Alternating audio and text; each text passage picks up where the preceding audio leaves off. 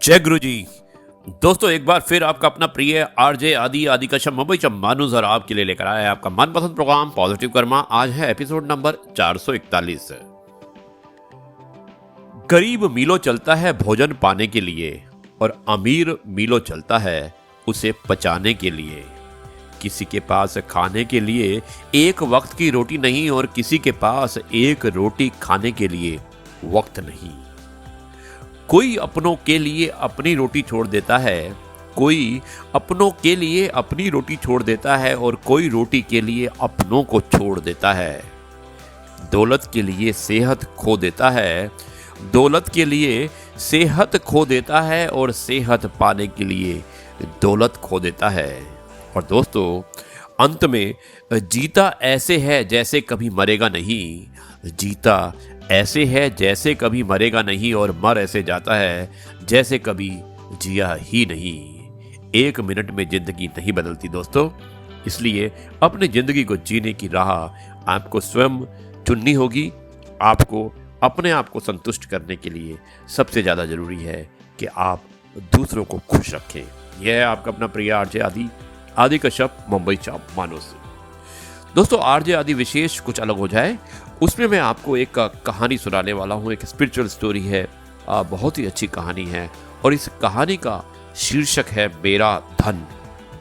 मुझे उम्मीद है कि यह कहानी आपको पसंद आएगी। एक सेठ बड़ा साधु सेवी था।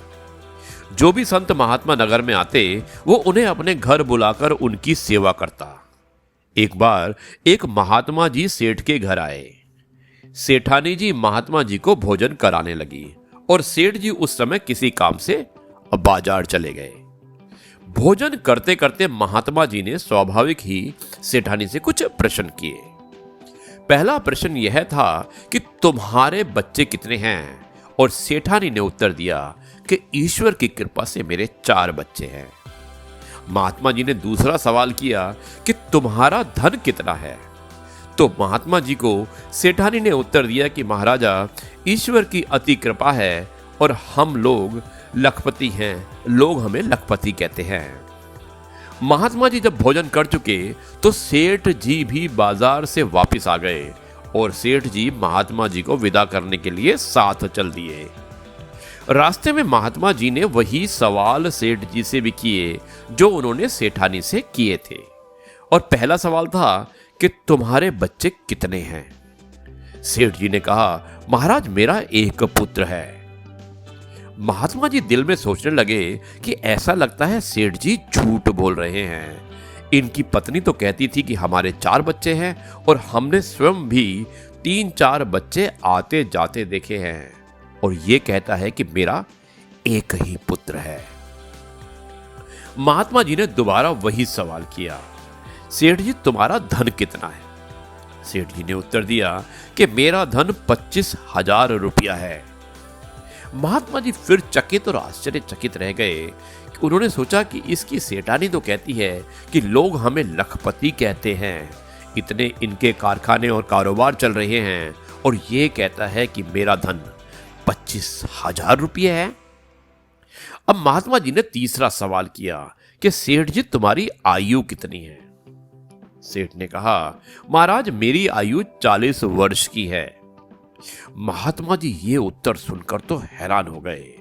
सफेद इसके बाल हैं, देखने में ये 70-75 वर्ष का वृद्ध प्रतीत होता है और ये अपनी आयु 40 वर्ष बताता है। सोचने लगे कि सेठ अपने बच्चों और धन को छुपाए परंतु आयु को कैसे छुपा सकता है। महाराज जी रह ना सके और बोले, सेठ जी ऐसा लगता है कि तुम झूठ बोल रहे हो। सेठ जी ने हाथ जोड़कर विनय की, महाराज झूठ बोलना तो वैसे ही पाप है और विशेषकर संतों के साथ झूठ बोलना और भी बड़ा पाप है। आपका पहला सवाल था कि मेरे बच्चे के विषय में, कि मेरे बच्चे कितने हैं। हालांकि मेरे 4 पुत्र हैं, किंतु मेरा आज्ञाकारी पुत्र एक ही है और मैं उसी एक को ही अपना पुत्र मानता हूं।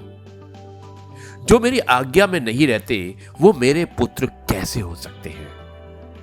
आपका दूसरा सवाल था कि मेरा धन के विषय में, कि मेरे पास कितना धन है। महाराज, मैं उसी को अपना धन समझता हूं जो परमार्थ की राह में लगे। मैंने जीवन भर में 25,000 रुपये ही परमार्थ की राह में लगाए हैं और वही मेरा असली धन या पूंजी है। जो धन मेरे मरने के बाद मेरे बंधु संबंधी ले जाएं, वो मेरा कैसे हो सकता है? और तीसरा सवाल कि आपने मेरी आयु पूछी थी।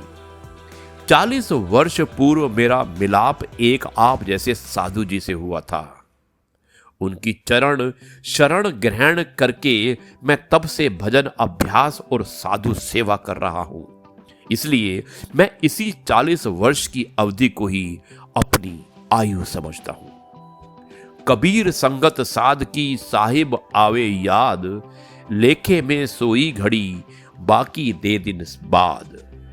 जब कभी संत महापुरुषों का मिलाप होता है तो उनकी संगति में जाकर मालिक की याद आती है।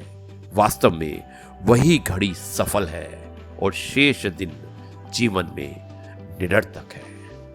दोस्तों, ये थी कहानी और मुझे उम्मीद है ये कहानी जिसका शीर्षक था मेरा धन, आपको अवश्य पसंद आई होगी। अब मैं इस कार्यक्रम को यहीं पर समाप्त करता हूं और कल आपसे एक बार फिर मुलाकात करूंगा एक नई कहानी, नए किस्से और नई बातों के साथ। तब तक के लिए कहता हूं नमस्कार, जय हिंद, वंदे मातरम, भारत माता की जय, जय जवान जय किसान, जय गुरु जी, शुक्राना।